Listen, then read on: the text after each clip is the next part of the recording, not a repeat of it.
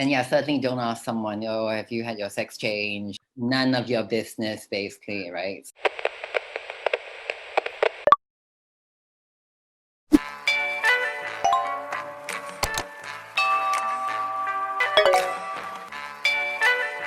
Basically what transgender or to be trans is, means that gender does not match or conform to their gender assigned at birth. And gender means that your sense of who you think you are or believe you are or feel you are.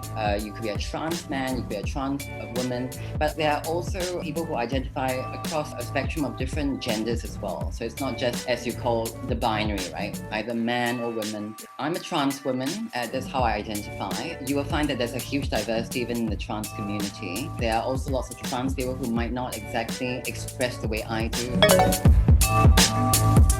Body dysphoria is you feel like there's a great deep sense that your identity does not match what is on the outside. It's very helpful to sort of make a distinction between dysphoria and dysmorphia. So I think a lot of people have this misconception that it's just basically all in your mind. Dysphoria is something that many trans people experience, but I do have to point out that not all trans people have reported experiencing dysphoria.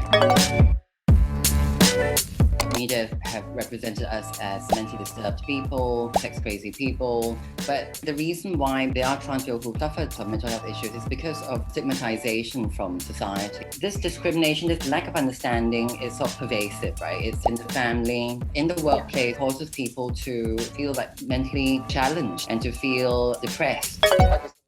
Sunday, and you cruising down. It's very tempting to feel like we live in sort of a more liberal and knowledgeable society. But what has surprised me is, in fact, that quite little has changed. In the 60s, 70s, and up to 85, we had a thing called Boogie Street. A lot of queer people, a lot of trans people used to congregate there. And it's gone. The Boogie Street you know today has been raised and it's a shopping mall now. And then in terms of media representation, there have been some attempts to present a more sort of sympathetic portrayal of trans people in the media, say, Channel 8 dramas or documentaries that you find. But actually, by and large, there is zero representation in the media. Not just trans folk, it's, the LGBTQ.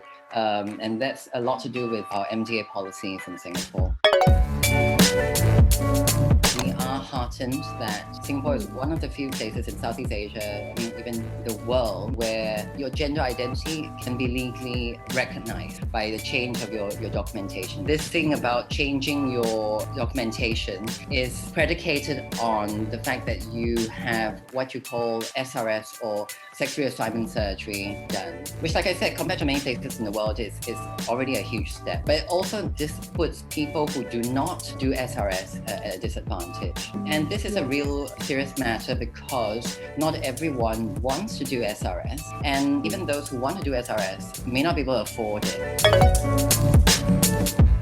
I remember when I was growing up, that was such a pivotal time in my life. It's a time where you have so many questions and your body is changing, you have all these sensations, you're coming into a sense of who you are, which is where your identity comes in. And it just seems to me, it's so wrong and so oppressive that the LGBTQ are completely invisibilized in sex education. This is exactly when these things should be talked about. And shocking and disappointing as well because, it's 2020 and we call ourselves first world society, and yet this is still something that remains controversial. It just baffles.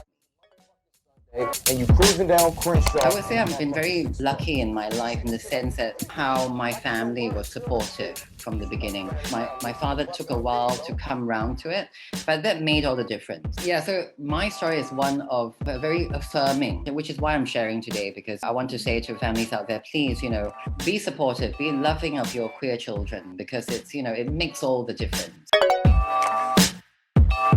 The first thing I would say is we live in the internet age. If you want to be a trans ally, do go online and educate yourself. If you want to be a trans ally and you want to be supportive, one of the things that you can do is use the pronouns that they prefer. This is one thing that people feel like, I'm walking on eggshells, right? Like, how I know what pronouns to use and all that. So one of the things that you could do is you could introduce yourself if it's the first time you're meeting somebody, like, hi Hazel, my name is Quen, and my pronouns, so I'm not asking you, I'm saying my pronouns are she, her. So that gives you straight away a sense that, oh, I'm aware of these issues. I want to be a trans ally, and I'm aware that pronouns are important. Other things you could do is please don't out people. For example, if you're in a group, if you learn of somebody who is trans, just be mindful that not all trans people are out. So in my case, for example, I lived for many years not out actually, because I wasn't really trying to hide anything. I was just getting on with my life. But the idea is that not everyone's prepared to talk about being transgender,